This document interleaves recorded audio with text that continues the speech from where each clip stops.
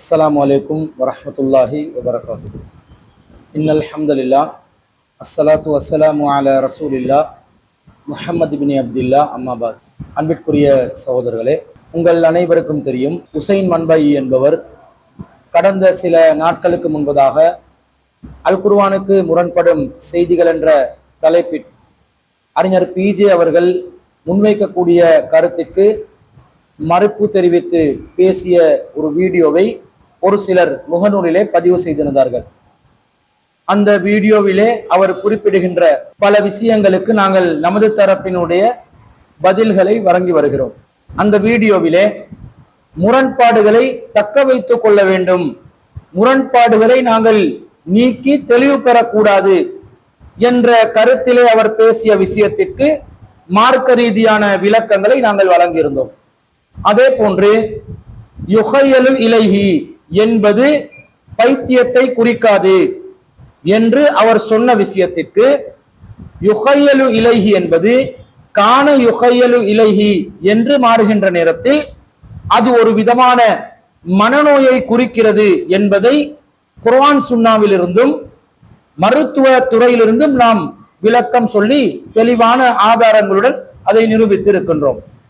அடுத்ததாக, இந்த சூனியத்திலே துணை சாதனம் என்னவென்பதை தெரியாமல், துணை சாதனம் இல்லாமல் பிறருக்கு தாக்கத்தை நாங்கள் ஏற்படுத்தினால் அது இணை கற்பித்தல் ஆகுமா என்று அவர் வைத்த அறிவு குறைவான வாதங்களுக்கு நாம் நமது தரப்பிலிருந்து தெளிவான விளக்கங்களை சொல்லி, துணை சாதனம் இல்லாமல் ஒருவர் பிறரொருவருக்கு பாதிப்பை ஏற்படுத்துவதாக இருந்தால் அது எவ்வாறு இணை கற்பித்தல் ஆகுகிறது என்பதை நாம் நிரூபித்தோம். அடுத்ததாக அவர் சொல்லக்கூடிய முக்கியமான வாதம் என்னவென்று சொன்னால், சூனியத்தை இவர்கள் மறுக்கிறார்கள், சூனியத்திற்கு தாக்கம் இல்லை என்று சொல்கிறார்கள். ஆனால் தஜ்ஜாலுடைய விஷயத்தை இவங்க ஏற்றுக்கொள்றாங்க, புத்தகம் எல்லாம் வெளியிடுறாங்க. தஜ்ஜாலுடைய விஷயத்தை எந்த அடிப்படையில நீங்க ஏற்றுக்கொள்ளலாம், எந்த அடிப்படையில நீங்க அதை சரி காண்றீங்க? அல்லாஹ் நாடினால் தஜ்ஜால் மூலம் பல அற்புதங்களை நிகழ்த்துகிறானே, வானத்திற்கு கட்டளையிட்டு மழையை பொழிய வைக்கின்றானே, பூமியை செழிக்க செய்ய வைக்கின்றானே, இது போன்ற விஷயங்கள் எல்லாம் அல்லாஹ் மூமின்களுக்கு ஒரு சோதனையாக அல்லாஹ்வுடைய நாட்டத்தின் அடிப்படையிலே ஏற்படுத்துகிறானே, அதை ஏற்றுக்கொண்ட நீங்க எப்படி சூனியத்தை மறுக்கிறீங்க? சூனியத்திற்கு அல்லாஹ் நாடினால் தாக்கம் ஏற்படும் என்பதை எவ்வாறு நீங்கள் மறுக்க முடியும் என்ற ஒரு பிரம்மாண்டமான வாதத்தை முன்வைக்கிறாரு.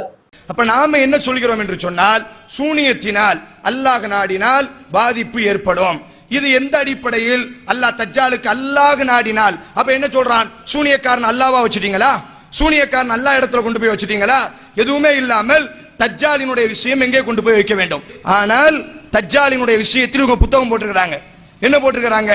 தஜ்ஜால் சஹீஹான ஹதீஸ்ல வருது, அவன் மழை பொழிய வைப்பான், தஜ்ஜால் விவசாயத்தை செழிக்க வைப்பான், தஜ்ஜால் மனிதர்களை கொன்று உயிர்ப்பிக்க வைப்பான். என்னடா சொல்ற? இது சூனியத்திற்கு முரண்படுதா? நீ சூனியத்தை எப்படி அணுகினாயோ, நீ நியாயமானவனாக இருந்தால் அதே அனுபவத்தை தான் இங்க நீ காமிக்கணும். இல்ல, அல்லாஹ் ஒரு மட்டும் தான் ஆற்றல் அவனுக்கு கொடுப்பான். அப்ப அல்லாஹ்வுடைய ஆற்றலை ஒரு முறை மற்றவர்களுக்கு அல்லாஹ் பகிர்ந்து கொள்வானா? அப்ப அல்லாஹ் தனதா எப்படி நம்புகிறோம்? அல்லாஹ்வின் துணையோடி அல்லாஹ் தான் அதை செய்கிறான். இந்த தஜ்ஜாலுக்கு பின்னால் யார் வழிகெடுகிறார்கள் என்பதை சோதிப்பதற்காக வேண்டி அல்லாஹ் இந்த சோதனையை வைக்கிறான். அதைத்தான் அல்லாஹ் சொல்கிறான், இந்த சூனியக்காரனுக்கு ஏன் அல்லாஹ் தான் செய்கிறான். இந்த விஷயத்துல உசைன் மன்பாயி என்பவருக்கும் இவரை சார்ந்த சலஃபுகளுக்கும் நிறைய குழப்பம் இருக்கிறது நமக்கு தெரியும். சலஃபுகளுக்கு இது சம்பந்தமாக தெளிவான ஒரு நிலைப்பாடு இல்லை, தெளிவான ஒரு விளக்கமும் இல்லை. தஜ்ஜாலுக்கு அல்லாஹ் தஆலா ஆற்றலை கொடுக்கிறான் என்று சொன்னா சூனியக்காரர்களுக்கு அல்லாஹ் ஆற்றலை கொடுக்க மாட்டானா என்பதுதான் இவர்களுடைய வாதத்தின் அடிப்படையாக இருக்கிறது. தஜ்ஜாலுக்கு அல்லாஹ் தஆலா ஆற்றலை கொடுக்கிறான் என்று சொன்னா, அற்புதங்களை நிகழ்த்துவதற்கான அனுமதியை வழங்குகிறான் என்று சொன்னால், அதை நாங்கள் வைத்துக் கொண்டே சூனியக்காரர்களுக்கும் எந்த ஒரு துணை சாதனமும் இல்லாமல் பிறருக்கு பாதிப்பை ஏற்படுத்தக்கூடிய அனுமதியை, ஆற்றலை அல்லாஹ் தஆலா வழங்குகிறான் என்றுதானே நாங்கள் ஏற்றுக்கொள்ள வேண்டும் என்பது சலஃபுகளுடைய நிலைப்பாடாக இருக்கிறது. இவர்களுக்கு தௌஹீதினுடைய அடிப்படையே தெரியாது என்பது இந்த வாதத்தின் மூலம் மிக தெளிவாக வெளிப்படுகிறது. என்ன இவங்க விளங்குறாங்க? தஜ்ஜாலுக்கு அல்லாஹ் தஆலா சில அற்புதங்களை செய்வதற்கு ஆற்றலை வழங்கி இருக்கிறார் என்று சொன்னா, அது இனிமேல் தான் அல்லாஹ் தஆலா அல்லாஹ்வுடைய அனுமதியின் மூலம் அந்த ஆற்றலை அற்புதங்கள் செய்வதற்காக வழங்கப் போகிறானா? இல்லை. தஜ்ஜாலுக்கு அற்புதங்களை நிகழ்த்தும் ஆற்றலை அல்லாஹ் நாடிவிட்டான். அல்லாஹ் எதையெல்லாம் அற்புதங்களாக தஜ்ஜால் மூலம் நிகழும் என்பதை அல்லாஹ்வின் தூதரூடாக நமக்கு அறிவித்து விட்டான்.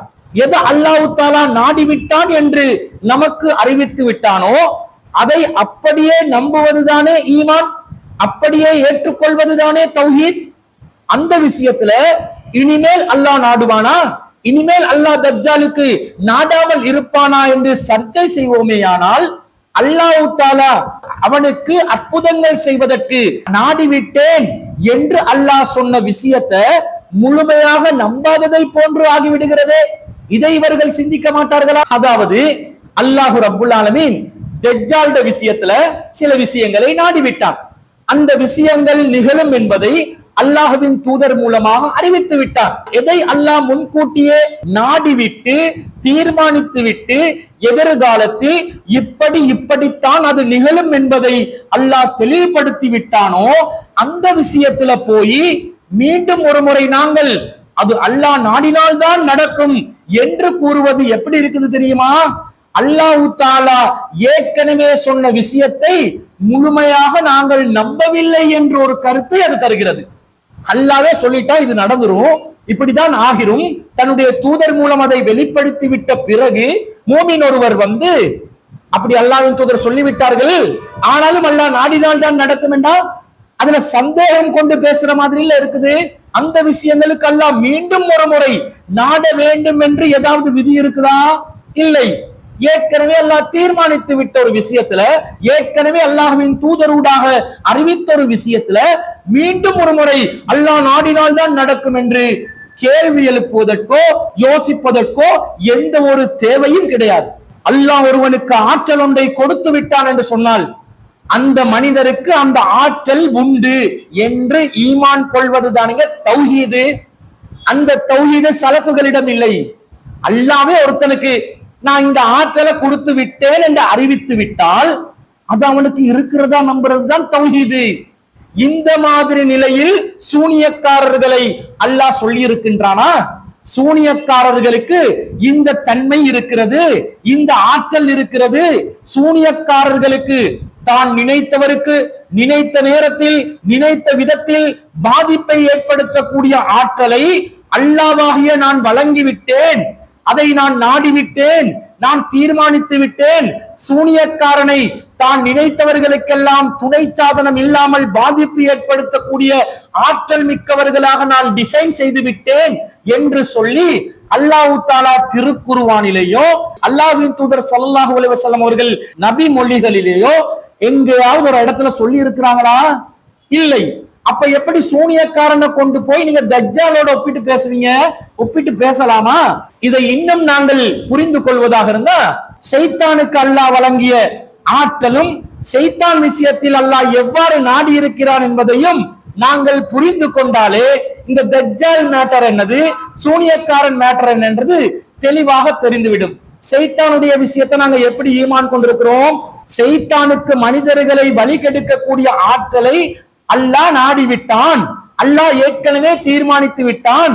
முன்கூட்டியே அல்லாஹ் தஆலா ஷைத்தானை எவ்வாறு டிசைன் பண்ணி இருக்கிறான் என்று சொன்னா, மனிதர்களுடைய நாடி நரம்புகள் எல்லாம் ஊடுருவி மனிதனுடைய உள்ளங்களில் எல்லாம் ஊடுருவி தீய எண்ணங்களை ஏற்படுத்தி மனிதர்களை வழி கெடுக்கக்கூடிய ஆற்றல் மிக்கவனாக ஷைத்தானுக்கு அல்லாஹ் நாடிவிட்டான்.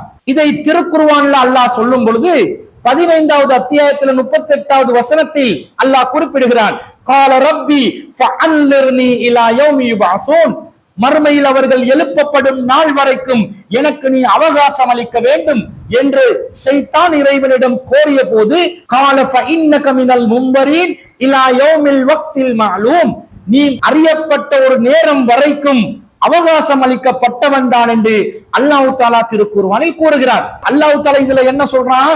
மனிதர்களை முன்னும் பின்னும் வலது புறமும் இடது புறமும் வழிகெடுப்பதற்கு இறைவனிடத்திலே அனுமதியை அவகாசத்தை வேண்டுகின்ற நேரத்தில் அல்லாஹ் தஆலா அந்த அனுமதியையும் அந்த அவகாசத்தையும் ஷைத்தானுக்கு வழங்கிவிட்டான். அப்ப ஷைத்தானுடைய தன்மை இதுதான், அவன் மனிதர்களை வழிகெடுக்க கூடியவன் தான். அதற்கான ஆற்றலை அல்லாஹ் அவனுக்கு வழங்கிவிட்டான் என்பதையும் அதை அல்லாஹ் நாடிவிட்டான் என்பதையும் அல்லாஹ் முன்கூட்டியே தீர்மானித்து விட்டான். இதை நபிகள் நாயகம் ஸல்லல்லாஹு அலைஹி வஸல்லம் அவர்கள் கூறுகிறார்கள், இன்ன ஷைத்தான யஜ்ரி மின் இப்னி ஆதம மஜ்ரத் தம். ஷைத்தான் மனிதர்களுடைய நாடி நரம்புகளில் எல்லாம் ஓடிக்கொண்டிருக்கின்றான் என்று ரசூல் ஸல்லல்லாஹு அலைஹி வஸல்லம் அவங்க சொல்லி இருக்கிறாங்க. அப்ப ஷைத்தானுக்கு இந்த ஆற்றலை அல்லாஹ் கொடுத்து விட்டான் என்றா இனிமேல் அல்லாஹ் நாடினால் தான் ஷைத்தான் மனிதர்களை வழிகெடுப்பான் என்று யாராவது சொன்னா இது அல்லாஹ் சொன்ன குர்ஆன் வசனங்களையும் நபிகள் நாயகம் சொன்ன இந்த ஹதீஸ்களையும் சரியாக புரிந்து கொண்டதாக ஆகிவிடுமா? அல்லாஹ் தஆலா என்ன சொல்லிட்டான்? ஷைத்தான் வழிகெடுத்து விடுவான். அந்த ஆற்றலை அவனுக்கு கொடுத்து நான் அதை நாடி விட்டேன், அவனை நான் அந்த லெவலில் தான் டிசைன் பண்ணி வச்சிருக்கிறேன் என்று அல்லாஹ் சொன்ன பிறகு இனிமேல் தான் அல்லாஹ் நாடினால் ஷைத்தான் வழிகெடுப்பான், அல்லாஹ் நாடாவிட்டால் ஷைத்தான் வழிகெடுக்க மாட்டான் என்று சொன்னா நீங்க இந்த குர்ஆன் வசனத்தை சரியா ஏற்றுக்கொள்ளலன்னு அர்த்தம், அல்லாஹ்வுடைய வேதத்தை சரியா புரியலன்னு அர்த்தம், ரசூல் அதுக்கு விளக்கமா சொன்னது ஹதீஸை நீங்க சரியா விளங்கலன்னு அர்த்தம். அப்ப அல்லாஹ் தஆலா ஒருவனுக்கு ஒரு விஷயத்தை நாடிட்டான்டா, ஆற்றலை கொடுத்துட்டான்டா, அல்லாஹ் குர்ஆன் மூலமாகவோ இறை தூதர் மூலமாகவோ நமக்கு அறிவித்து விட்டான்டா, அது அதே போலதான் நடக்கும். அதற்கு மீண்டும் ஒரு முறை அல்லாஹ் நாட வேண்டிய அவசியம் இல்லை என்று வருகின்ற நேரத்தில் தஜ்ஜாலையும் ஷைத்தானையும் உதாரணம் காட்டி சூனியக்காரனுக்கு அல்லாஹ் இனி நாடினால் ஆற்றல் கொடுப்பான் என்ற மாதிரி ஒப்பிட்டு பேசுறீங்களே, இது எவ்வளவு பெரிய ஒரு முரண்பாடா இருக்குது. சூனியக்காரன் எந்த ஒரு துணை சாதனம் இல்லாமல் பிற மனிதர்களுக்கு பாதிப்பை ஏற்படுத்தும் ஆற்றல் வழங்கப்பட்டவன் என்பதற்கு ஒரு சிங்கிள் குர்ஆன் வசனத்தை உங்களுக்கு ஆதாரமா காட்ட முடியுமா? ஒரே ஒரு ஹதீஸையாவது உங்களுக்கு ஆதாரமா காட்ட முடியுமா? எந்த ஒரு ஆதாரமும் இல்ல. அப்படி என்றா என்ன விளங்குது?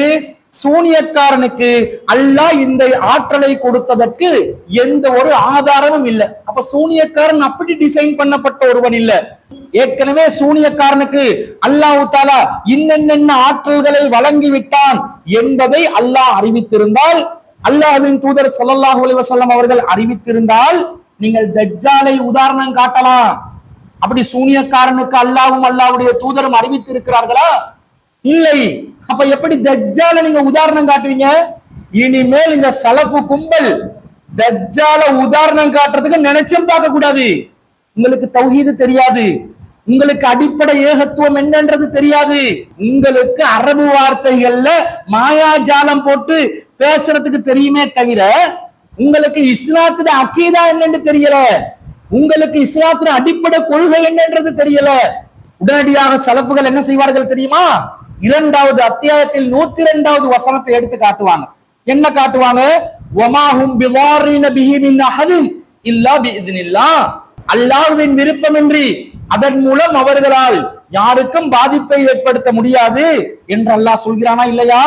அப்ப அல்லாஹ்வுடைய அனுமதியுடன் தானே அவர்கள் பாதிப்பை ஏற்படுத்துகிறார்கள், அல்லாஹ்வுடைய நாட்டத்துடன் தானே பாதிப்பை ஏற்படுத்துகிறார்கள் என்று ஒரு விஷயத்தை சொல்லுவாங்க. உண்மையிலே இதை இவர்கள் புரிந்து கொள்ள வேண்டும் என்றால் இவர்களுக்கு இதே பிஇذنில்லாஹ் பயன்படுத்தப்பட்ட வேறு சில வசனங்களை நாங்கள் பார்க்க வேண்டி இருக்கிறது. பிஇذنில்லாஹ் என்பது எப்படி புரிந்து கொள்ள வேண்டும் என்பதை நாங்கள் பார்க்க வேண்டும். அல்லாஹ் தஆலா திருக்குர்ஆன்ல நபிமார்களுடைய அற்புதங்கள் சம்பந்தமாக பேசுகிறான். இந்த நபிமார்களுடைய அற்புதங்கள் சம்பந்தமாக பேசுகின்ற வசனங்களில் எல்லாம் இல்லா பிஇذنில்லாஹ், அல்லாஹ்வுடைய விருப்பமின்றி என்ற அந்த வார்த்தை தொடர்ச்சியாக இடம்பெறும். திருக்குர்ஆன்ல 13வது அத்தியாயத்துல 38வது வசனத்துல அல்லாஹ் என்ன சொல்றான் என்று சொன்னா, வமா கான லிரசூலின் ஐயத்திய பிஆயத்தின் இல்லா பிஇذنில்லாஹ். எந்த ஒரு தூதராக இருந்தாலும் அல்லாஹ்வுடைய விருப்பமின்றி ஒரு அற்புதத்தை கொண்டு வர முடியாது என்று அல்லாஹ் சொல்கிறான். இங்கேயும் அதே பிஇذنில்லாஹ் தான் வருது. அல்லாஹ்வுடைய அற்புதங்களை நபிமார்கள் கொண்டு வருவதாக இருந்தால் அல்லாஹ்வுடைய அனுமதி இல்லாமல், அல்லாஹ்வுடைய விருப்பம் இல்லாமல் கொண்டு வர முடியாது என்று அல்லாஹ் இந்த வசனத்துல சொல்கிறான்.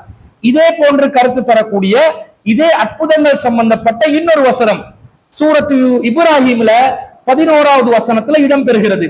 அதுல நபிமார்கள் என்ன சொல்கிறார்கள்? காலத் லஹும் ருசுலுஹும் இன்னஹனு இல்லா பஷரும் மிஸ்லுக்கும். ரசூல்மார்கள் சொன்னார்கள், நாங்களும் உங்களை போன்று மனிதர்கள் தான். வலாக்கின்னல்லாஹ யமுன்னு அலா மை யஷாஉ மின் இபாதிஹி. மாறாக அல்லாஹ் தன்னுடைய அடியார்களில் நாடியவர்களுக்கு அருள் புரிகிறான் என்று அல்லாஹ் சொல்லிட்டு, வமா கானலனா அன் நஹ்தியக்கும் பிசுல்தானின் இல்லா பிஇذنில்லாஹ். அல்லாஹ்வின் விருப்பமின்றி எந்த ஒரு அற்புதத்தை கொண்டு வருவதற்கும் எங்களால் முடியாது என்று நபிமார்கள் சொன்னதாக வருகிறது. அப்ப என்ன வருது?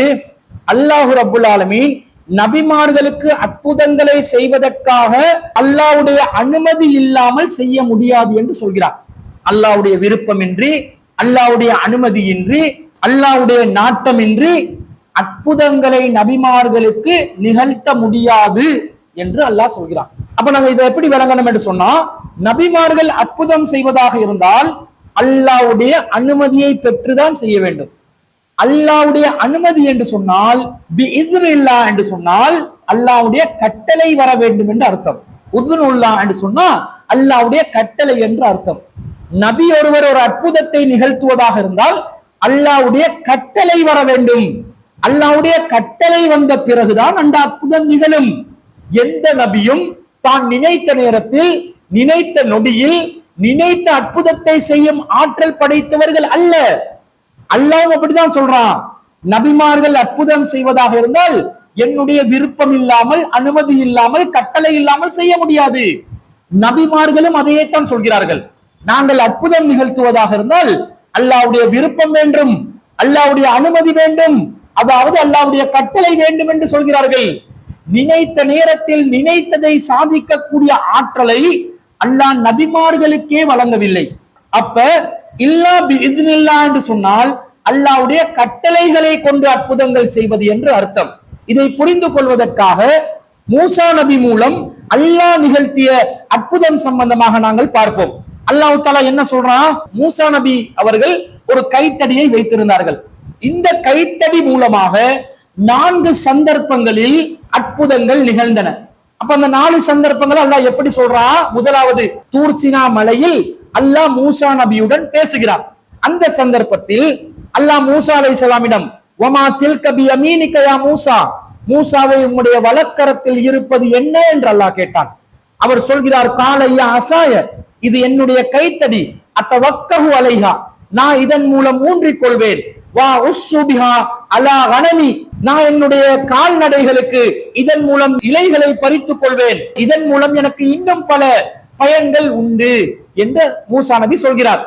அல்லாஹ் சொல்கிறான், கால அல்கிஹா யா மூசா, மூசாவை அதை முன்னாடி போடுங்க என்று சொன்னவுடன் ஃபஅல்காஹா ஃபஇதா ஹிய ஹய்யத்துன் தஸ்ஆ, அவர் அந்த கைத்தடியை போட்டார், அது சீரும் பாம்பாக உண்மையாகவே மாறியது என்று அல்லாஹ் சொல்கிறான்.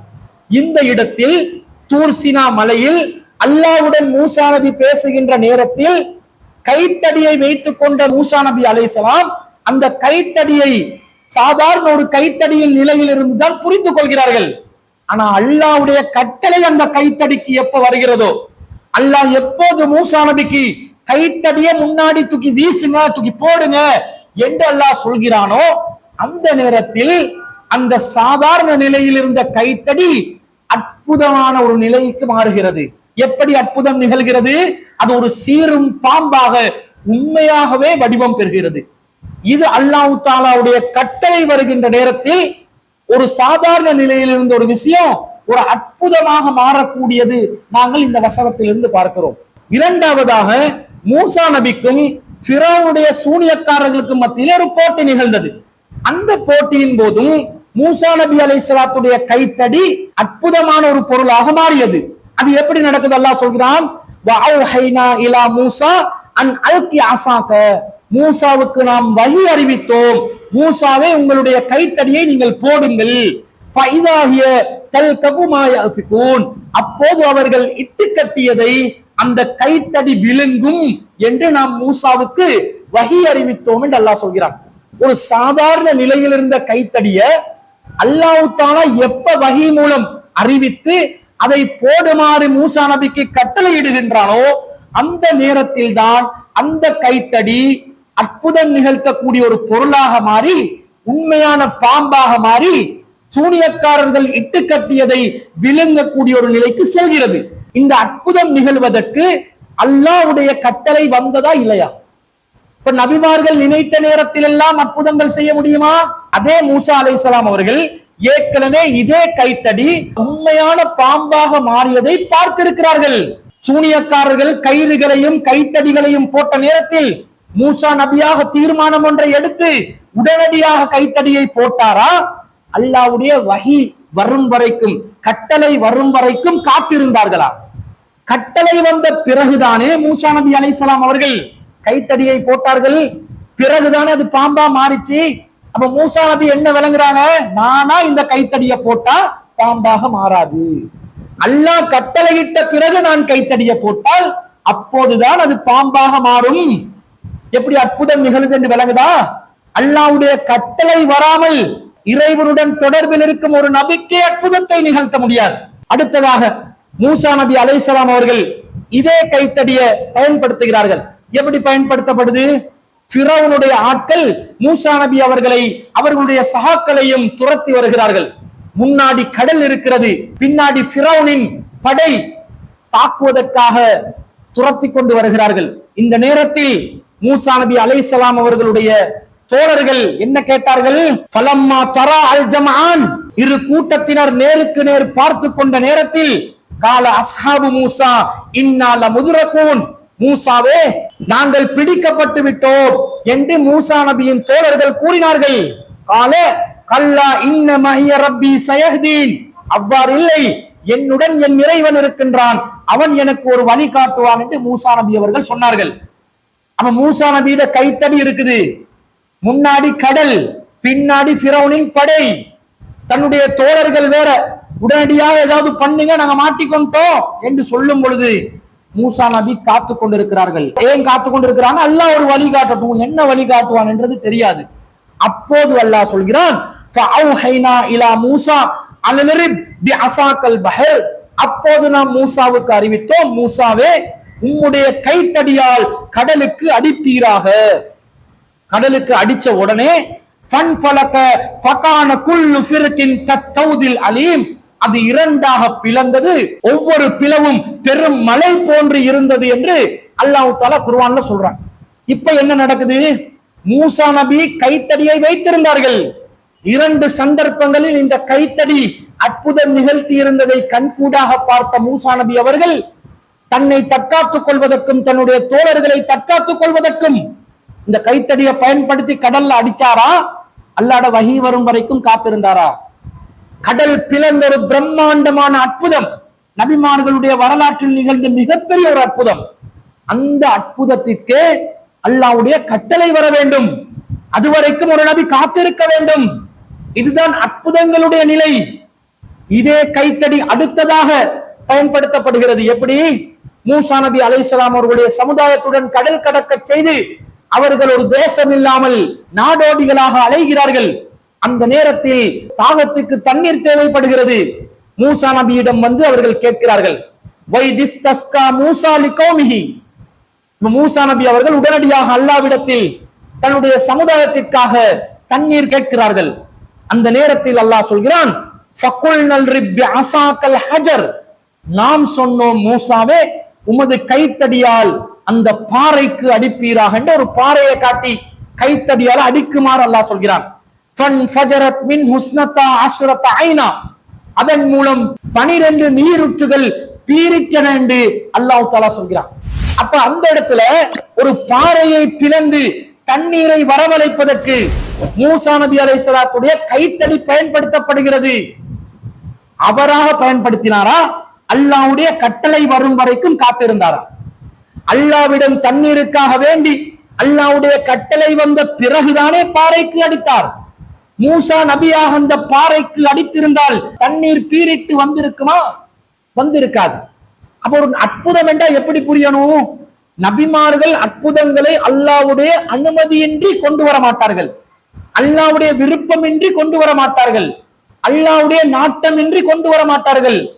அல்லாஹ் நாடினால் தான் நபிமார்கள் அற்புதங்களை கொண்டு வர முடியும் என்று சொன்னால் அந்த நாட்டம் என்பது என்ன? அல்லாஹ்வுடைய கட்டளை. அல்லாஹ்வுடைய ஓர்டர் வரணும். ஓர்டர் வந்த பிறகுதான் அல்லாஹ்வுடன் வஹீயின் தொடர்பில் இருக்கக்கூடிய ஒரு நபிக்கு அற்புதத்தை நிகழ்த்த முடியும். இப்படித்தானே நபிமார்களுடைய வாழ்க்கையில அற்புதம் நிகழ்ந்தது. இந்த நிலை சூனியக்காரனுக்கு இருக்குதா? சூனியக்காரன் இப்படிதான் அல்லாஹ்வினால் வஹியை பெற்றுக்கொண்டு சூனியத்தை செய்கின்றானா? வமாஹும் பிகாரின பிஹி மின் அஹதின் இல்லா பிஇذنில்லாஹ்.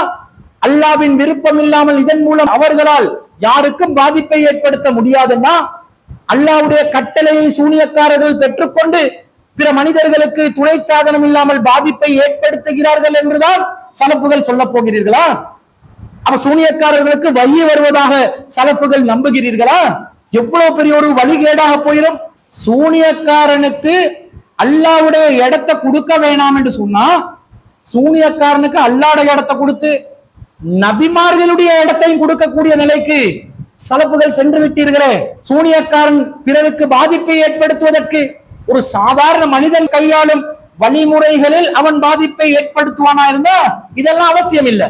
ஆனா எப்படி அல்லாஹ் ஒருவனுக்கு பாதிப்பை ஏற்படுத்துவானோ அதே போன்று சூனியக்காரனும் அல்லாஹ்வுடைய அனுமதியை பெற்று அல்லாஹ்வுடைய கட்டளைகள் மூலம் அந்த பாதிப்பை ஏற்படுத்தி ஒரு அற்புதத்தை நிகழ்த்துகிறான் என்று நீங்கள் நம்புகிறீர்களே.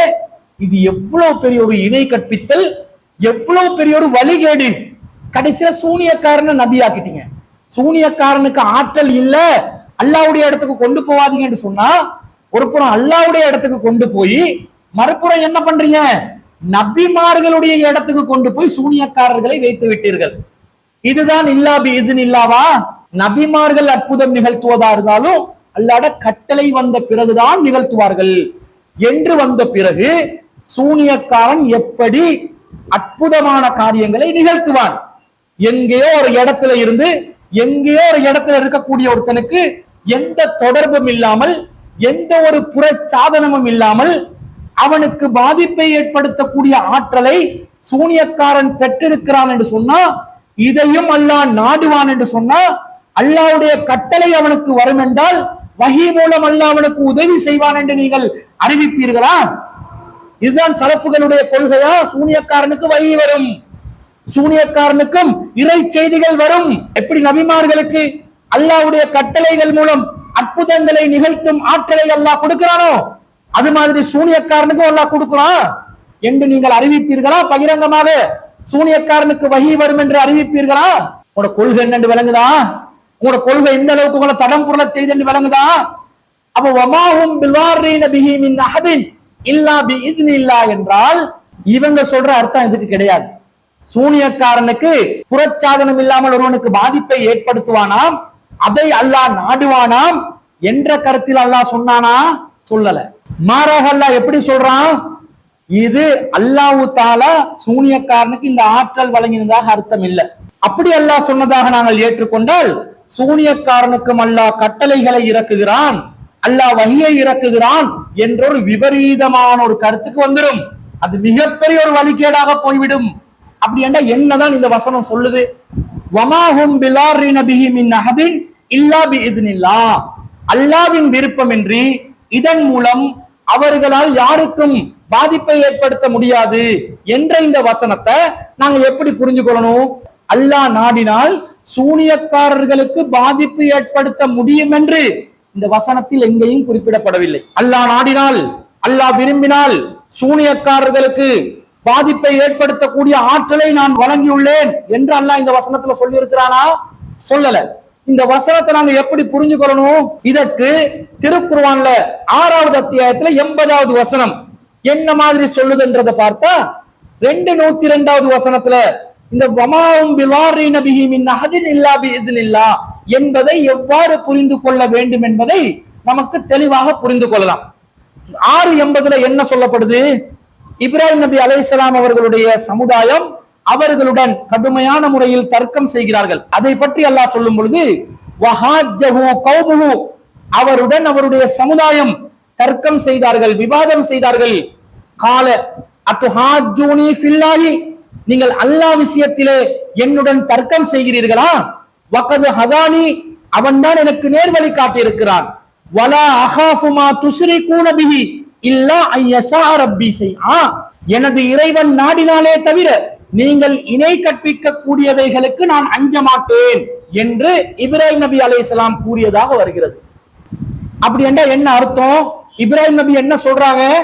நீங்கள் சிறுக்கு செய்யக்கூடியவைகளுக்கு நான் அஞ்ச மாட்டேன், அல்லாஹ் நாடினாலே தவிர என்று சொன்னால், அல்லாஹ் நாடினால் நீங்க சிறுக்கு செய்யக்கூடிய சிலைகள், நீங்க அல்லாஹ்க்கு இணை கற்பிக்க கூடியவைகள், சிலைகள், போலி தெய்வங்கள் எனக்கு பாதிப்பு ஏற்படுத்தலாம் என்ற கருத்தில் தான் இப்ராஹிம் நபி சொன்னார்களா? அந்த குர்ஆன் வசனத்தை அப்படி புரிஞ்சா இப்ராஹிம் நபி அலைஹிஸ்ஸலாம் அவர்கள் சிலைகளுக்கும் சிறுக்குகளுக்கும் சக்தி இருப்பதாக நம்பினார் என்று ஆகிவிடுமே. இப்ராஹிம் நபி ஒருபோதும் அல்லாஹ்வுக்கு இணை கற்பித்தவர் அல்ல. அப்ப என்ன அர்த்தம்?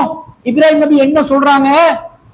நான் உங்களுடைய இணைகளுக்கு பயப்பட மாட்டேன், இல்லா ஐயஸா ரப்பி செய்யா, எனக்கு ஏதாவது தீங்கு ஏற்படுறதா இருந்தா அல்லாஹ் நாடினது நடக்கும், இந்த சிலைகளால் ஒன்றும் எனக்கு பண்ண முடியாது என்று இப்ராஹிம் நபி சொன்னதாக நாங்கள் புரிந்து கொண்டால்தான் இப்ராஹிம் நபி சிறுக்கு செய்ததாக ஒரு விபரீதமான கருத்து வராமல் தௌஹீதின் அடிப்படையில இந்த குர்ஆன் வசனத்தை புரிந்து கொண்டதாக வரும். இப்படித்தானே 202 புரிஞ்சு கொள்ளணும். வமா உம் பிலாரின பிஹி மின் அஹதின் இல்லா பிஇذنில்லாஹ் என்றா அதன் மூலம் அவர்களால் யாருக்கும் எந்த பாதிப்பும் செய்ய முடியாது. அல்லாஹ் எப்படி பிறருக்கு எந்த துணை சாதனமும் இல்லாமல் தீங்கை இழைப்பானோ அதே போன்று தீங்கிழைக்கக்கூடிய சக்தி சூனியக்காரனுக்கும் இல்லை, சூனிய கலைக்கும் இல்லை, கணவன் மனைவியை பிரிக்கக்கூடிய அந்த கலைக்கும் இல்லை. தீங்கு நடக்கிறதா இருந்தா எப்படி நடக்கும்? இல்லா பிஇذنில்லாஹ், அல்லாஹ் நாடி ஒரு தீங்கு நடந்தாலே தவிர இந்த சூனியத்தால, இந்த கணவன் மனைவி பிரிக்கிற கலையால அது நடக்காது என்று புரிந்தால்தான் சூனியக்காரர்களுக்கு அல்லாஹ்வுடைய ஆற்றல் இல்லை என்றதாக வரும்.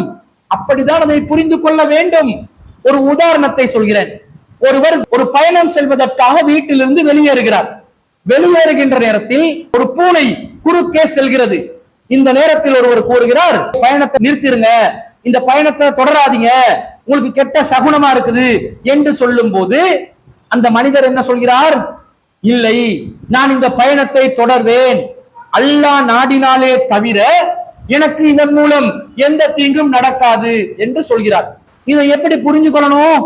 பூனை குறுக்கே செல்வதனால் எனக்கு எந்த தீங்கும் வராது, தீங்கு என்பது அல்லாஹ் நாடினால் தான் வரும். இப்படிதான் ஒரு தௌஹீத்வாதி புரிந்து கொள்ள வேண்டும். ஒரு முஷ்ரிக் எப்படி புரிஞ்சு கொள்வா? அல்லாஹ் நாடினால் பூனை குறுக்கே சென்றதனால் தீங்கு நடந்துவிடும் என்று ஒரு முஷ்ரிக் நம்புவான். அல்லாஹ்க்கு இணை கற்பிக்க கூடிய ஒருவன் கூறுவான். இப்போ சலஃபுகளுடைய சொல் முஷ்ரிக்குடைய ஒரு கூற்று போன்று இருக்கிறதா, ஏகத்துவவாதியுடைய ஒரு கூற்று போன்று இருக்கிறதா? ஒரு முஷ்ரிக் தானே இப்படி சொல்லுவா, பூனை குறுக்க சென்றதனால அல்லாஹ் நாடினால் தீங்கு நடக்கும் என்றால், அல்லாஹ் நாடினால் தீங்கு நடப்பதற்கு அடிப்படையான காரணம் பூனை குறுக்கே சென்றது என்று ஆகிவிட்டது. இது ஒரு முஷ்ரிக்குடைய கொள்கை. இது போலதானங்க 102வது வசனத்துக்கு விளக்கம் சொல்றீங்க. வமா உம் பிலாரின பிஹி மின் அஹதின் இல்லா பிஇذنில்லாஹ் என்றா இதன் மூலம், சூனியத்தின் மூலம், கணவன் மனைவி பிரிக்கக்கூடிய அந்த கலையின் மூலம் அல்லாஹ் நாடினால் தீங்கு நடக்கும் என்றா அந்த கலை உங்களுக்கு தீங்கிழைக்கிறது என்று நீங்கள் நம்பினால் நீங்கள் அல்லாஹ்வுடைய இடத்துக்கு கொண்டு வந்து அந்த சூனியத்தை வச்சிட்டீங்க, கணவன் மனைவியை பிரிக்கிற கலையை கொண்டு வந்து வச்சிட்டீங்க, அதை செய்பவர்கள் சூனியக்காரர்களை கொண்டு வந்து வச்சிட்டீங்க என்று சிறுக்கான ஒரு நிலைப்பாட்டுக்குரிய ஒரு கருத்தாக வருகிறதா இல்லையா? அப்ப இதைதான் நாங்க சொல்றோம், சரியா புரியுங்க. உங்களுக்கு ஒன்றும் புரியுது இல்லைன்றது தெரியும், நீங்க சரியா ஒன்றும் விளங்குறது இல்லைன்னு தெரியும். நான் மிக திறந்த மனதோடு சொல்கிறேன், இந்த சலஃபு ஆலிம்கள், உங்களுடைய கிபாருல் உலமாக்கள் எல்லாமே தயவு செய்து தௌஹீத் என்பதை என்னவென்று அறிஞர் பிஜே அவர்களிடம் சென்று கால்களை சம்மானம் கொட்டி கொஞ்சம் படிச்சுக்கோங்க. நீங்க இன்னும் நிறைய படிக்க வேண்டி இருக்குது. உங்களுக்கு தௌஹீதுல ஆபாத்தா கூட தெரியல, உங்களுக்கு அடிப்படையான ஏகத்துவம் என்னன்றதே தெரியல. நீங்க வெக்கப்பட வேண்டியது இல்ல, மார்க்கத்துல தெரியாததை படிச்சு கொள்ளலாம் தானே. ஏகத்துவத்துல எதுவுமே தெரியாம அல்லாஹ் நாடினால் பாதிப்பு நடக்கும் உங்களோட கொள்கை. இந்த வாசலை திறந்தா எங்க போயிட்டு நிற்கும்? அல்லாஹ் நாடினால் பாதிப்பு நடக்கும் என்ற வாசலை திறந்து வச்சுட்டீங்கன்னு வைங்க, அது எங்க போயிட்டு நிக்கும் தெரியுமா? தர்கா வழிபாடுகளில் இருப்பவன் அவனும் இதை தானங்க சொல்றான். அவுலியாக்களுக்கு ஆற்றல் இருக்கிறது என்று சொல்லும் பொழுது நாங்க என்ன சொல்லுவோம்? அப்படியெல்லாம் ஆற்றல் இல்ல, அவுலியாக்களுக்கெல்லாம் அந்த சக்தி இல்ல, மரணித்தவர்களுக்கெல்லாம் அந்த சக்தி இல்ல என்று நாங்கள் சொல்லும் பொழுது, அல்லாஹ் நாடினால் அவுலியாக்களுக்கு அந்த ஆற்றல் ஏற்படும். சக்தி இல்லதான், அல்லாஹ் நாடினால் நடக்குமா இல்லையா? அல்லாஹ் நாடினால் அந்த சக்தி அவர்களுக்கு வருமா இல்லையா? அல்லாஹ் நாடினால் அவுலியாக்கள் உதவி செய்வார்களா இல்லையா? அல்லாஹ் நாடினால் மரணித்தவர்கள் பேசுவார்களா இல்லையா? அல்லாஹ் நாடினால் மரணித்தவர்கள் நன்மை செய்வார்களா இல்லையா? அல்லாஹ் நாடினால் மரணித்தவர்கள் தீங்கு செய்வார்களா இல்லையா? அல்லாஹ் நாடினால் என்ற கன்செப்ட போட்டுதானுங்க தர்கா வழிபாடுக்காரே, கபறுகளை வணங்கக்கூடியவன் தன்னுடைய வழிகட்ட சிறுக்கான கொள்கையை ஆதரித்துக் கொண்டிருந்தான், இதுவரைக்கும் ஆதரித்துக் கொண்டிருக்கிறான். அல்லாஹ் நாடினால் என்ற இந்த கன்செப்ட சரியா புரிஞ்சவன் தௌஹீத்வாதி. அல்லாஹ் எதுக்கு நாடி விட்டானோ, அதை எதற்கு தீர்மானித்து விட்டானோ அந்த விஷயத்துக்கு அல்லாஹ் மீண்டும் மீண்டும் நாடுவதாக சொன்னால் அவன் அல்லாஹ்வுடைய நாட்டத்தையே என்னன்னு புரியல என்று அர்த்தம். எதற்கு அல்லாஹ் நாட மாட்டானோ அதற்கும் அல்லாஹ் நாடுவான் என்று சொல்லிக் கொண்டு இருந்தால் அவன் சிறுக்கான கொள்கையில இன்னும் வழிகட்டு கொண்டு இருக்கிறான் என்று அர்த்தம். எப்படி சொல்றோம்? ஒருத்தன் சொல்கிறான் அல்லாஹ் நாடினால் உறங்குவான், அல்லாஹ் நாடினால் குழந்தைகளை பெற்றுக் கொள்வான், எதெல்லாம் அல்லாஹ்க்கு பலவீனம் என்று சொல்லி தனக்கு இது ஆகாது என்று அல்லாஹ் ஆக்கிட்டானோ அதை அல்லாஹ் நாடினால் அவனுக்கு நடக்கும், அல்லாஹ் நாடினால் அவனுக்கு அது செய்யலாம் என்ற மாதிரி ஒரு முடிவுக்கு வந்தா அல்லாஹ்வுடைய நாட்டத்தை இவன் சரியா புரியல என்று அர்த்தம். கபரை வணங்கக்கூடியவர்கள் அவுலியாக்களுக்கு ஆற்றல் இருக்கிறதுக்கு அல்லாஹ்வுடைய நாட்டத்தை சொல்றாங்களே, அவங்களுக்கு நாங்க என்ன பதில் சொன்னோம்? மரணித்தவர்களால் நன்மையும் தீமையும் செய்ய முடியாது, செவியேற்க முடியாது, பதிலளிக்க முடியாது, உதவி புரிய முடியாது என்று அல்லாஹ் தீர்மானித்து விட்டான். அல்லாஹ் முடிவு செய்து விட்டான், அல்லாஹ் நாடி விட்டான். அல்லாஹ் எதை நாடி விட்டானோ, தான் நாடி விட்டான் எதை என்பதை எல்லாம் தூதர் மூலமாக எதை அறிவித்து விட்டானோ அந்த விஷயங்களில் நீ மீண்டும் அல்லாஹ் அந்த நாடிதான் செய்வான் என்று சொல்வாயானால் என்ன சொல்ல வருகிறீர்கள்? அல்லாஹ் எதை முடிவு செஞ்சிட்டான் என்று அறிவிச்சானோ அதுல எனக்கு உறுதியான நம்பிக்கை இல்லை என்று சொல்ல வர்றீங்க, இதானே அர்த்தம்? அப்ப அல்லாஹ் தனக்கு பலவீனம் இல்லைன்னு சொல்லிட்டான், உறக்கம் இல்லான்ட்டான், மனைவிகள் இல்லான்ட்டான், பிள்ளைகள் இல்லான்ட்டான், அல்லாஹ்க்கு பலவீனமான எதுவும் இல்லைன்னு அல்லாஹ் சொல்லிட்டான். அல்லாஹ் நாடினால் பிள்ளைகளை ஏற்படுத்திக் கொள்வான்டா, அல்லாஹ் நாடினால் மனைவிமார்களை ஏற்படுத்திக் கொள்வான்டா, அல்லாஹ் நாடினால் அல்லாஹ்க்கு உறக்கத்தை ஏற்படுத்திக் கொள்வான்டா. இவன் அல்லாஹ் எதை நாடி விட்டான் என்று சொல்லிவிட்டானோ அதை ஒழுங்கா ஈமான் கொள்ளல் என்று அர்த்தம். அல்லாஹ் நாடினால் என்ற இந்த வார்த்தையை வைத்து வழிகேட்டின் உச்சத்துக்கே நீங்கள் சென்றுள்ளீர்கள் என்று அர்த்தம். அல்லாஹ் நாடினால் என்றதை சரியா புரிந்து கொள்ளவில்லை என்று அர்த்தம். இதன் மூலம் சலஃபுகள் எந்த அளவுக்கு அக்கீதாவிலே பாலர் வகுப்பில் இருக்கிறார்கள் என்பது தெளிவாக தெரிகிறது. நீங்க அரபுலதான் காரியம் சாதிப்பவர்களாக உங்களை காட்டிக் கொள்வீர்கள். உங்களுக்கு அடிப்படை அறிவு இல்லை, இஸ்லாத்துல அடிப்படை கல்வி இல்லை, இஸ்லாத்துல அடிப்படை அக்கீதா உங்களுக்கு இல்லை, இஸ்லாத்துல அடிப்படை தௌஹீத் உங்களிடமிருந்து சென்று விட்டது. இந்த சூனியக்காரனுக்கு அல்லாஹ் நாடினால் ஆற்றல் வரும் என்று நீங்கள் எப்பெல்லாம் சொல்றீங்களோ உங்களுக்கும் இந்த தௌஹீதுக்கும் சம்பந்தம் இல்லை என்று ஆகிவிட்டது. நீங்கள்லாம் உங்களை தௌஹீத்வாதிகள் எல்லாம் சொல்லிக் கொள்ள வேணாம். இந்த கொள்கையில் நீங்கள் இருப்பீர்கள் என்று சொன்னால் நீங்கள் முஷ்ரிக்குகள் என்பதில் எல்முனை அளவும் சந்தேகம் இல்லை. ஏன் அந்த அளவுக்கு அல்லாஹ்வுடைய அந்த சிஃபத்துகளை புரிந்து கொள்வதில் மிகவும் பலவீனப்பட்ட ஒரு நிலையில நீங்க இருக்கிறீங்க என்று ஆகிவிடும். அடுத்ததாக இது தொடர்புடைய இன்னொரு செய்தியும் பரவுது. முஜாஹித் என்பவர் என்ன சொல்கிறார்? அல்லாஹ் நாடினாலே தவிர சூனியத்தால பாதிப்பு ஏற்படுத்த முடியாது, அப்படிதான் நாங்க நம்புறோம். அல்லாஹ்வே சொல்லிட்டான், அல்லாஹ் நாடினாலே தவிர சூனியத்தால யாருக்கும் பாதிப்பு ஏற்படுத்த முடியாது, ஆனா அல்லாஹ்வுடைய நாட்டம் ஏற்பட்ட பாதிப்பு நிகழலாம் என்று வசனம் சொல்லுது. இந்த வமாஹும் பிவாரின பிஹி மின் அஹதின் இல்லா பிஇذنில்லாஹ் என்றதை நீங்க புரிஞ்சு கொள்றதா இருந்தா நீங்க 58வது அத்தியாயத்துல 10வது வசனத்தை பாருங்க. அதுல அல்லாஹ் என்ன சொல்றான்? இன்னமன் நஜ்வா மினஷ் ஷைத்தான். நஜ்வா என்பது ரகசியம் என்பது ஷைத்தானிடமிருந்து நிகழக்கூடிய ஒன்று.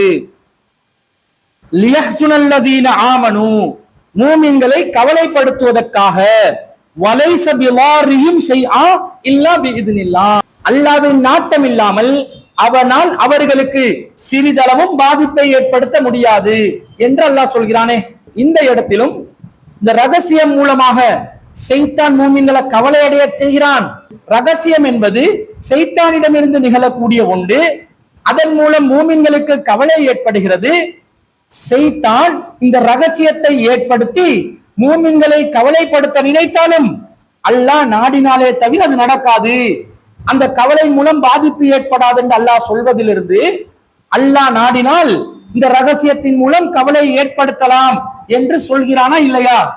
அப்ப இப்படிதானே நாங்க அந்த வசனத்தையும் புரிஞ்சு கொள்ளணும் என்ற மாதிரி முஜாஹித் என்பவர் சொல்கிறார். இந்த இடத்துக்கு இந்த வாதத்துக்கு நீங்க பதில் சொல்ல முடியுமா? ரெண்டாவது வாதத்துல என்ன தெரியுமா? இதுல இறைவன் நாடினாலே தவிர பாதிப்பு ஏற்படுத்த முடியாது என்ற வாசகம் வருது. இந்த வாசகத்தை புரிஞ்சு கொடுத்துக்கு இன்னொரு குர்ஆன் வசனம் பாருங்க. சூரா முஜாதிலா 10வது வசனம்.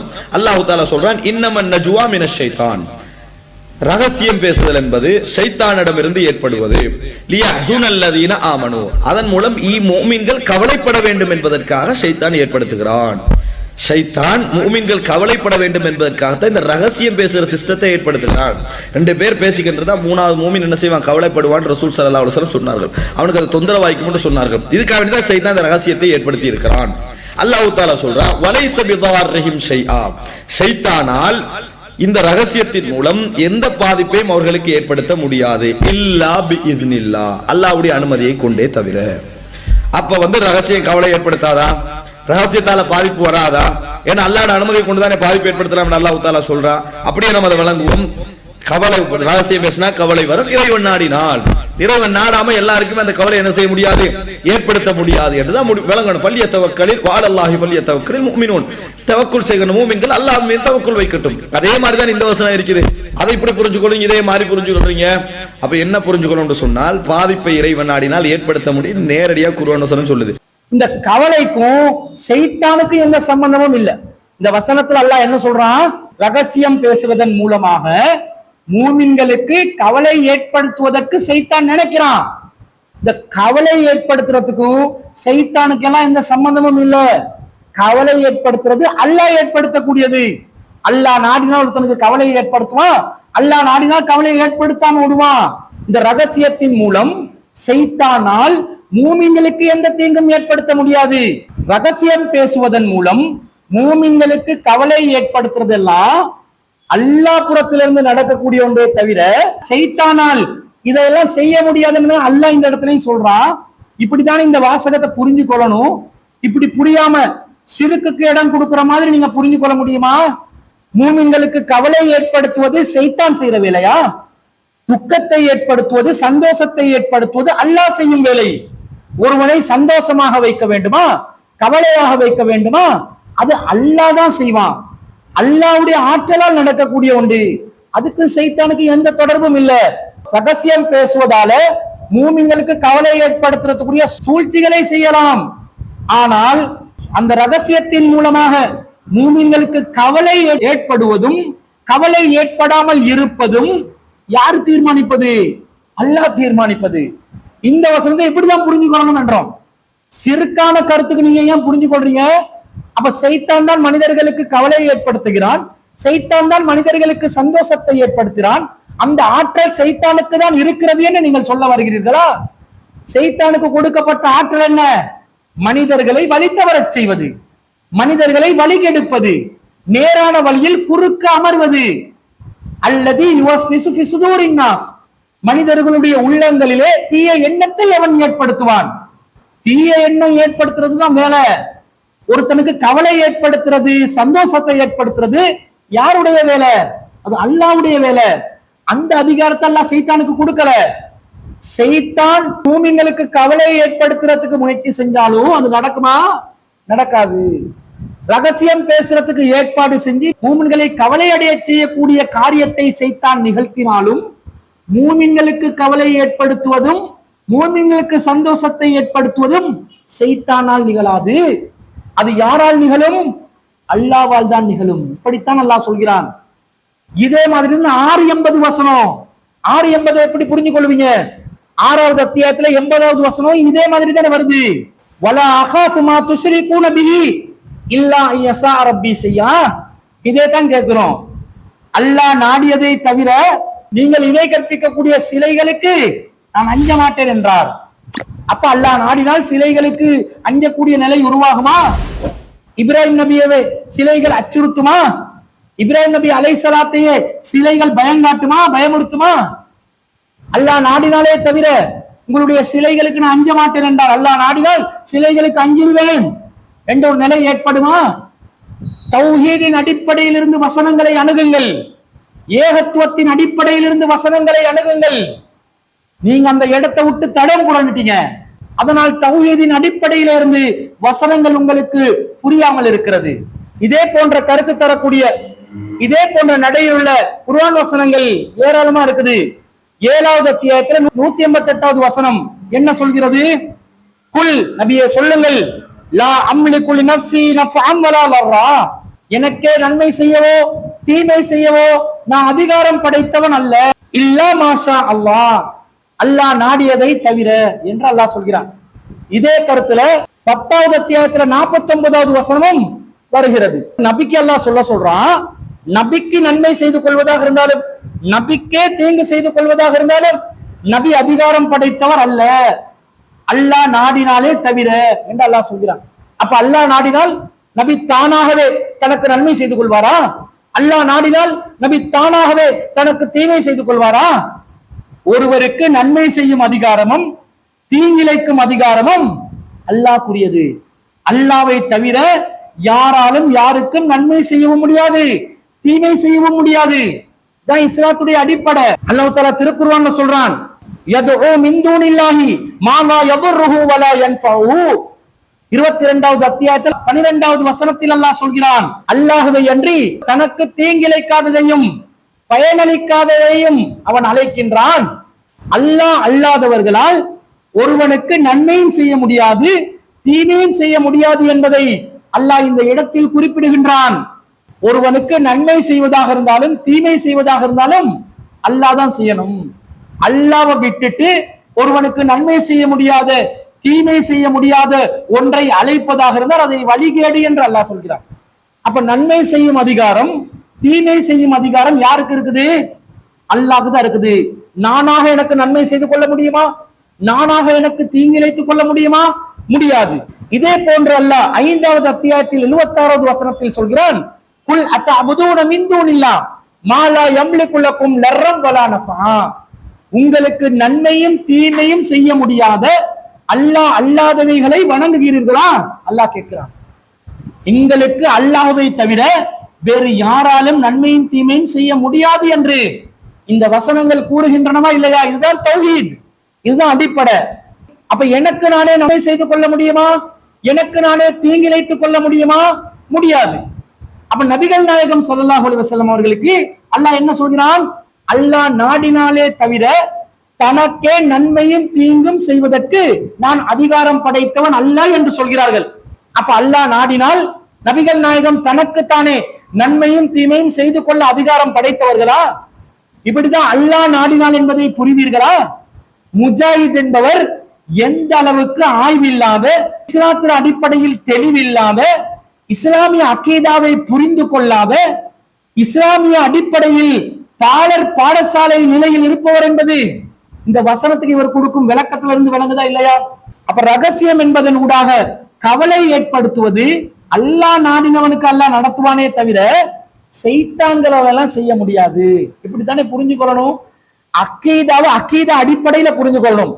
அக்கீதாவை நிலைநிறுத்துற வசனங்களை எல்லாம் சிறுக்குக்கு ஆதரவான வசனங்களாக அந்த கருத்துடைய சொற்றொடர்களை மாத்தி இவங்க சொல்ற மாதிரி கருத்து தரக்கூடிய வசன அமைப்பு இருந்தாலும் அந்த வசனங்களை நாங்க எப்படி புரிஞ்சுக்கொள்ளணும்? இஸ்லாமிய அடிப்படையிலிருந்து புரிஞ்சுக்கொள்ளணும். அந்த அடிப்படையிலிருந்து புரிஞ்சு கொள்ளாம சிறுக்குக்கு ஆதரவாகவே இந்த வசனங்களை புரிய செல்வதனாலதான் இவர்களுடைய நிலை சிறுக்கான நிலையாக மாறிவிட்டது. இதனாலதானே இவங்களை முஷ்ரிக்குகள் என்கிறோம். இதனாலதான் இவங்க அல்லாஹ்க்கு இணை கற்பித்தவர்களாக மாறிவிடுகிறார்கள். இதை பார்க்கிறோம். அடுத்ததாக அவர் கேட்கிறார், அல்லாஹ் தஆலா சூனியக்காரனுக்கு நாடவே மாட்டான் என்று சொல்லி இருக்கிறானா அப்படி என்று கேட்கிறார். அல்லது இறைவன் நாட மாட்டான் அப்படி சொல்லுங்க. சூனியத்துக்கு என்னது இறைவன் நாடவே மாட்டான், ஒரு நாள் என்னது இதுக்கு நாடவே மாட்டான் அப்படி சொல்லுங்க. நாங்க என்ன சொல்றோம்னா உலகத்துல எல்லாத்துக்கும் நாடக்கூடிய சக்தி இறைவன் இருக்குது.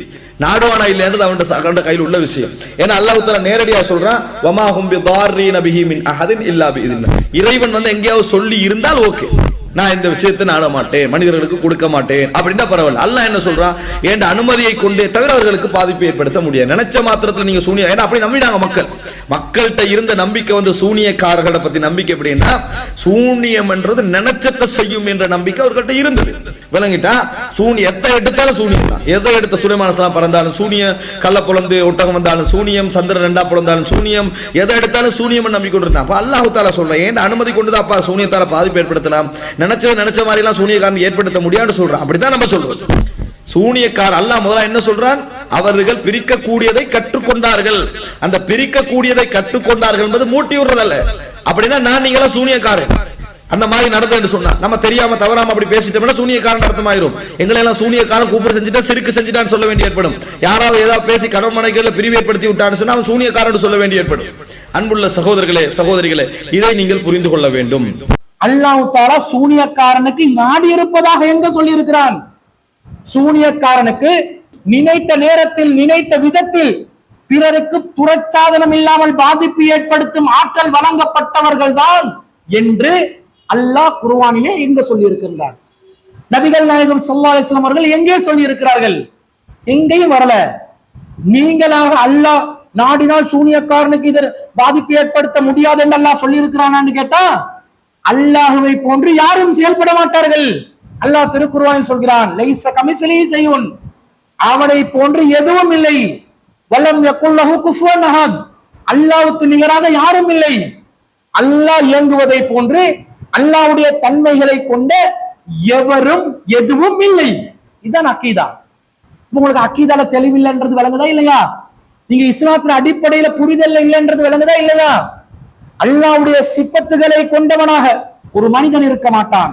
அல்லாஹ்வுடைய சிஃபத்துகளை கொண்டதாக ஒரு பொருள் இருக்காது.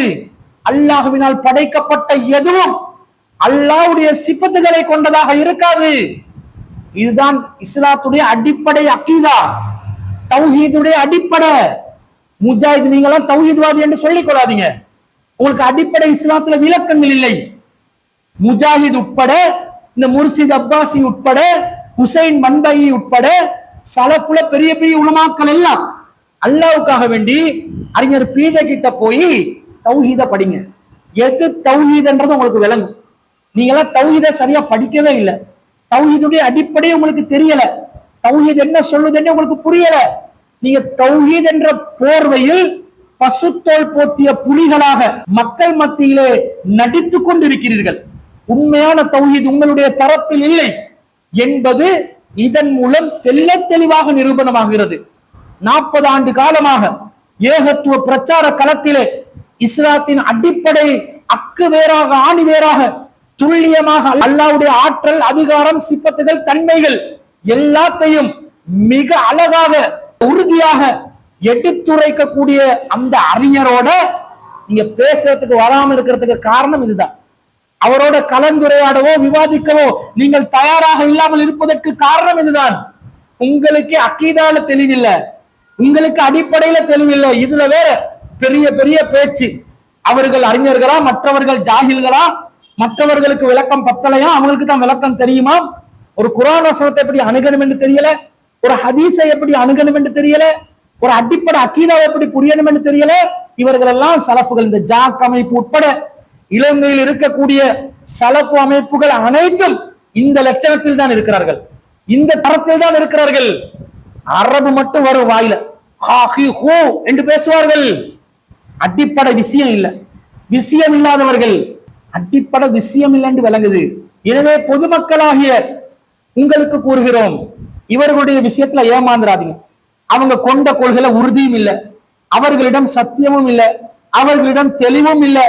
கலந்துரையாடவோ விவாதமோ அழைத்தால் வருகிறார்களும் இல்லை. அப்ப இவர்களுடைய நிலை என்ன? இவர்களை விட இந்த 21ஆம் நூற்றாண்டுல அசத்தியவாதிகள் யாராவது இருக்க முடியுமா? சிந்தித்து பாருங்க. கொண்ட கொள்கையில உறுதி இல்லாத, அதை நிலைநிறுத்துறதுக்கு தைரியம் இல்லாத, அதை எடுத்துரைப்பதற்கு சக்தி இல்லாத அடிப்படை அக்கீதால தெளிவு இல்லாத இது போன்ற உலமாக்களை வைத்துக் கொண்டுதான் உங்களுடைய கொள்கை விஷயங்கள், சட்டதிட்டங்கள், மற்ற அனைத்து விஷயங்களையும் நீங்கள் தீர்மானித்துக் கொண்டிருக்கிறீர்கள். எந்த அளவுக்கு உங்களை முட்டாள்தனமாக வழிநடத்துகிறார்கள் என்பதை இந்த மறுப்பின் மூலமாக உங்களுக்கு தெளிவாக விளங்கிக் கொள்ளலாம் என்பதை கூறிக்கொள்கிறேன். எனவே அன்பிற்குரியவர்களே, நாங்கள் சத்தியமான ஒரு கொள்கையை சொல்றோம், அடிப்படையான ஒரு தௌஹீத சொல்றோம். இந்த தௌஹீத நிலைநிறுத்துவதற்கு தயாராகவும் இருக்கிறோம். மாற்று கருத்து கொண்டவர்கள், பிற கருத்தில் இருப்பவர்களை விவாதிக்கவும் அழைக்கிறோம், கலந்துரையாடவும் அழைக்கிறோம், நட்பு ரீதியாகவும் தயார் என்கிறோம். விவாத களத்தினூடாக அழகான முறையில் அந்த விவாதத்தை நடத்துவோம் என்றும் அழைக்கிறோம். எதுக்கும் எதிர்த்தரப்பு தயார் இல்லைன்னா அவர்கள் அசத்தியவாதிகள் என்பது மிக தெளிவாக நிரூபணமாகிவிட்டது. எனவே இந்த சலப்புகளை சார்ந்த நடுநிலையில் இருக்கக்கூடிய மக்கள் உங்களுடைய தலைவர்களுடைய தகுதிகள், லட்சணங்கள் எந்த நிலையில் இருக்கிறது என்பதை புரிந்து கொண்டு உண்மையான சத்தியத்தை நிலைநிறுத்துவதற்காக நம்முடன் கைகோர்த்துக் கொள்ளுமாறு அன்பாய் அழைப்பு விடுத்துக் கொண்டு என்னுடைய இந்த உரையை நிறைவு செய்து கொள்கிறேன். வாஹிரு தாவானா அனில் ஹம்துலில்லாஹி ரப்பில் ஆலமீன்.